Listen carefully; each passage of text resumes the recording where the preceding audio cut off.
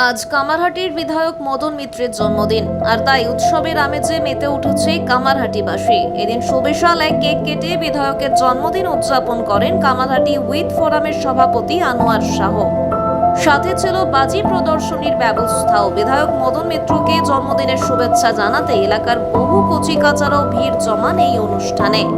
সব মিলিয়ে এলাহি আয়োজন ছিল এই দিন কামারহাটিতে। সুবিশাল এক মালা একের পর এক বিধায়কের গলায় পরিয়ে তাকে তার দীর্ঘায়ু কামনা করেন তার অগণিত ভক্তরা। কারোর কাছে মদন মিত্র বিধায়কের পাশাপাশি পথ প্রদর্শক, কারোর কাছে মুশকিল আসান, আবার কেউ তাকে ভগবান বলেও মনে করেন। আর তাই বিধায়কের জন্মদিনকে কেন্দ্র করে উচ্ছ্বাস এবং আনন্দ ছিল সকলের মধ্যে ব্যাপকভাবে। এটা আমার জীবনের শ্রেষ্ঠতম জন্মদিন পালন। আমার পরিবার, আত্মীয় স্বজন সকলের আগে আমার বিধানসভা কামারহাটি। আবেগপ্রবণ হয়ে এমনই বললেন বিধায়ক মদন মিত্র। কি মানে প্রাপ্য একটা।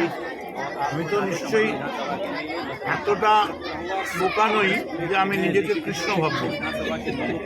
কৃষ্ণের জন্মদিনে গোকুল মেতে উঠবে। কিন্তু আমার মনে হচ্ছে এটা আমার অনেক পুরনো বয়সের জন্মদিন নয়, এটা আমার জীবনের প্রথম জন্মদিন। মনে হচ্ছে আজই জন্ম নিলাম। এবং আমার মায়ের নাম হচ্ছে কামারহাটি, এবং কামারহাটির কোলে আমি জন্ম নিলাম। আমার মায়ের কোলে জন্ম নিলাম এবং আমার শেষ দিনটা যেন আমি কামারহাটি থেকেই বেরোতে পারি। আজকে আনোয়ার আমাদের কামারহাটি ইউথ ফোরাম থেকে দেখতেই পাচ্ছেন গলার মালা।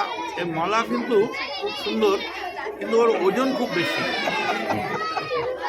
যতক্ষণ আপনি মালা পরবেন না আপনার কোনো টেনশন নেই, কিন্তু माला पहनने को बाद बहुत भारी असर पड़ता है, एक टेंशन है। क्योंकि ये माला टेंशन लाते हैं, जनता को आंखों आपका ऊपर चलते हैं। আমি একটা, আমার তো একজোড়া চোখ, কিন্তু কয়েক লক্ষ চোখ আমার উপরে রয়েছে। আমি কি করছি না করছি তাদের উপরে সেই দিকে নজর রয়েছে। আমাকে আল্লাহ ভগবান যেন এই ক্ষমতা নেয়, যতদিন বাঁচব মানুষের যেন সেবা করতে পারি। আর আনোয়ারের মতো এরকম গুড ওয়ার্কার, মানে যেখানে খেলাধুলো, বিয়েবাড়ি, রোশনাই, তোমার মুশায়রা, মৌলানা সম্মেলন, তারপরে বাচ্চাদের সংবর্ধনা, সেখানেই আনোয়ার। আমরা আছি আনোয়ার। 26-এ নির্বাচন, তার আগে এই জন্মদিন, প্রত্যেকবারই জন্মদিন পালন হয়, কিন্তু এইবারের জন্মদিনটা একটু স্পেশাল মনে হচ্ছে। এটা অন্য রকম মেজাজে দেখা যাচ্ছে বিধায়ককে। সেটা বোধহয় একটু ঠান্ডাটা বেশি পড়েছে বলে। এই যে এসআইআর নিয়ে চারিদিকে যে পরিস্থিতি, ইতিমধ্যে প্রচুর ভোটারের নাম এমনও পাওয়া গেছে যাদের একাধিক জায়গায় নাম রয়েছে, আবার এমন অনেক ভোটারের হদিশ মিলেছে যারা বাংলাদেশে থাকে। কামারহাটিতে এরকম কি কোনো নাম এখন অবধি উঠে এসছে, বা আপনি বিধায়ক হিসেবে কি বলবেন কামারহাটি এসআইআর নিয়ে? এখনও তো কামারহাটি এসআইআর নিয়ে আমাদের কাজ কমপ্লিট।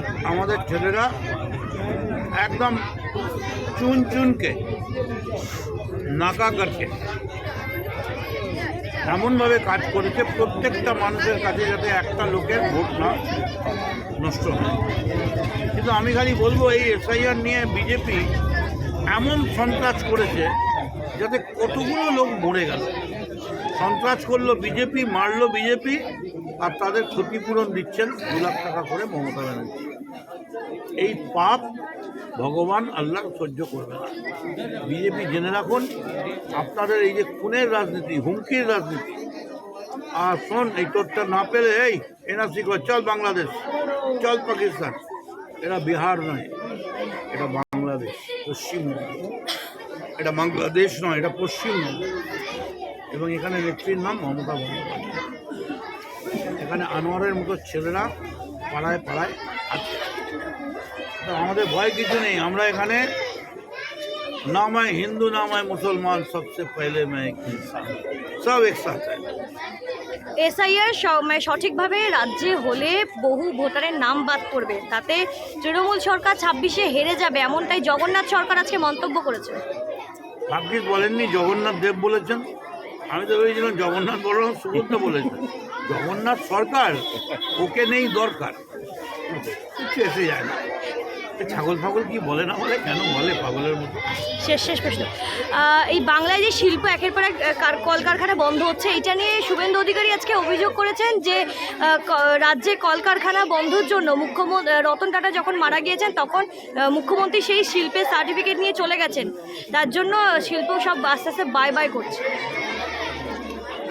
রতন টাটার ন্যানো যদি বেরোতো তাহলে একটা সাইকেলওয়ালা দুধ দিতে গিয়ে যদি ওকে মারতো তাহলে ন্যানো পাল্টে খেয়ে যেত। আজকে রতন টাটা চলে গিয়ে সিঙ্গুরের মাটি আন্দোলন, জমি আন্দোলন পৃথিবীর কাছে মডেল আন্দোলন হয়েছে এবং আজকে পশ্চিমবঙ্গ অন্য চেহারা নিয়েছে। আর টাটাই কি একমাত্র বিজনেসম্যান নাকি? এর বাইরেও অনেক বিজনেসম্যান আছে, আপনারা দেখতেও পাচ্ছেন বিজনেস সামিটগুলোয় বিজেপিতে, আরও দেখতে পাবেন। ওয়েট করুন, 26-এর পর পশ্চিমবঙ্গ ভারতবর্ষের 1 নম্বর রাজ্যে পরিণত হবে।